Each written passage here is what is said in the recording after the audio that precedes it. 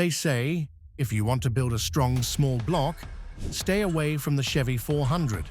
It was called a heat-prone monster, the black sheep of the V8 family. For decades, this engine was seen as a failure, a mistake by General Motors that no one wanted to talk about.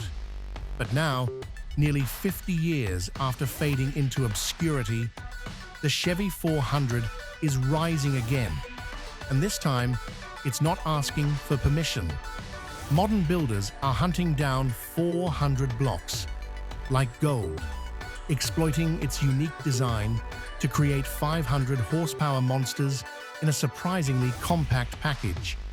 What was once mocked is now being celebrated. So what really happened to the Chevy 400 small block? Why did the car community turn its back on it?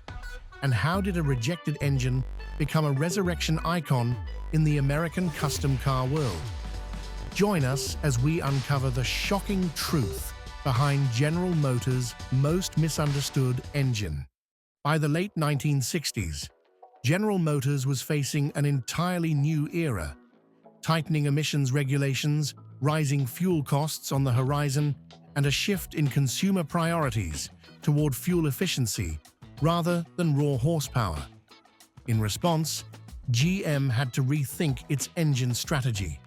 What they needed was a hybrid solution, something that could offer the pulling power of a big block, but with the compact packaging and flexibility of a traditional small block. That's when the idea of the largest displacement V8 in the small block family was born, and the 400 cubic inch engine officially debuted in 1970. The goal of the Chevy 400 wasn't speed, and it wasn't meant for drag racing. It was built to deliver real-world performance. High torque at low RPMs, ideal for heavy cars like the Caprice, Impala, Chevelle, Monte Carlo, and various station wagons and light-duty trucks.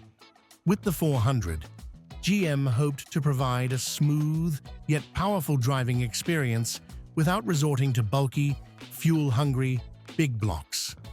On paper, it was a smart move, combining strength with efficiency.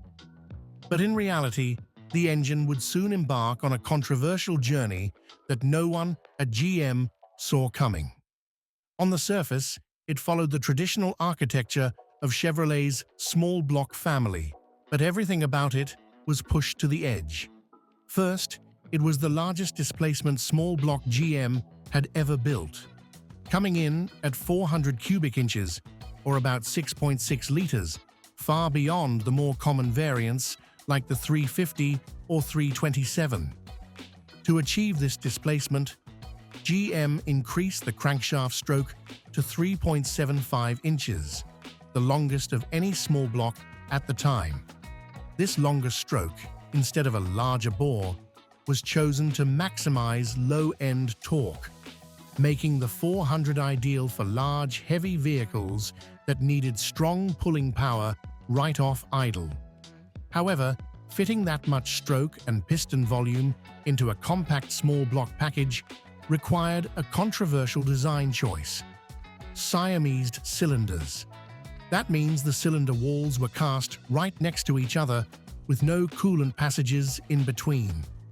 While this allowed GM to fit the larger bore inside the same external block dimensions, it also created a tendency for the engine to run hot if the cooling system wasn't up to the task.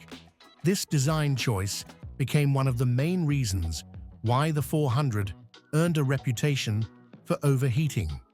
Furthermore, the water jackets were different from other small blocks, which made swapping cylinder heads more complicated. Enthusiasts, used to the easy mix-and-match nature of small block components, found this frustrating, leading to the stereotype that the 400 was hard to modify or simply too different. Then there's the crankshaft. To match the long-stroke design, GM had to create a unique crankshaft with heavier counterweights, not compatible with standard 350 or 327 internals. This also meant the 400 required a special externally balanced flywheel and harmonic balancer. While these differences made perfect sense from a mechanical standpoint, they were seen as problematic by gearheads who valued interchangeability above all else in the small block family. Yet, despite all this, if we return to GM's original goal, the Chevy 400 made total sense. It wasn't built to rev high or dominate the drag strip. It was a true torque monster, generating massive low-end torque, smooth operation, and reliable performance in real-world driving situations. And it was precisely those unique engineering traits that made the Chevy 400 stand apart when placed alongside iconic small blocks like the 327, 350, or 302. While the 327 and 302 delivered high rev excitement, optimized for speed and racing, the Chevy 400 offered the complete opposite: immediate torque at low RPMs, smooth throttle response, and a confident planted feel in heavier vehicles. To drivers used to the wailing revs and adrenaline rush of traditional small blocks, the 400 might seem too tame or not sporty enough. But for those behind the wheel of a pickup, a wagon, or a big SUV, that calm strength was exactly what made the 400 so dependable and irreplaceable. Compared to the 350, GM's most popular and versatile small block, the 400 was like its heavy-duty older brother, not faster, but stronger and more durable under load. Modern builders often describe the 400 as a big block in small block clothing, compact yet brawny, understated yet effective. It wasn't competing with the high-performance small blocks. It was walking its own path, specialized, steady, and quietly powerful. And it was this very difference that sparked a wave of controversy. To many gearheads of the era, the Chevy 400's uniqueness wasn't a selling point, it was a red flag. From its cooling system to its crankshaft design, from hard-to-find components to a driving feel that seemed too soft for expectations, everything about it contributed to a lasting wave of misconceptions. One of the most frequent complaints was that the 400 ran hot, a problem that, in reality, was often caused by weak radiators or poor maintenance, not any fundamental design flaw. But once an engine's reputation takes a hit, technical facts no longer matter much. The car community back then was used to the plug-and-play nature of the 350, a small block where heads, cams, and cranks could easily be swapped from other engines. The 400, on the other hand, required more specific parts and more effort, making it feel inconvenient or uncooperative to modifiers. Over time, this led to a widespread belief that the 400 wasn't worth modifying or didn't belong in the small block family. Ironically, the reason it didn't fit the usual mold was because it was never meant to. It was built for hauling, not racing. And yet, it was judged by the wrong standards. To make matters worse, by the late 1970s, everything seemed to turn against the Chevy 400 at once. Tougher emissions regulations forced GM to sacrifice performance for compliance. Rising fuel prices pushed consumers away from heavy vehicles, the very segment the 400 was meant to serve. And within GM itself, newer engine platforms emerged, easier to manufacture and more aligned with the growing trend of downsizing, gradually rendering the 400 obsolete. After 1976, Chevrolet officially discontinued the 400 in its passenger car lineup. A few final appearances were made in Pontiac, Oldsmobile, and GMC models up until 1979, mostly wagons and mid-sized trucks. But those were the final echoes. GM showed no intention of updating or refining the engine for a new era. They didn't defend it, and they never looked back. The Chevy 400 faded away quietly. No farewell, no tribute, What remained were millions of engines stripped out, replaced, or simply forgotten, as if they had never existed. But there's one thing even GM didn't see coming. The Chevy 400 wasn't dead. It was simply waiting for the right moment to be reborn by an entirely new generation of builders.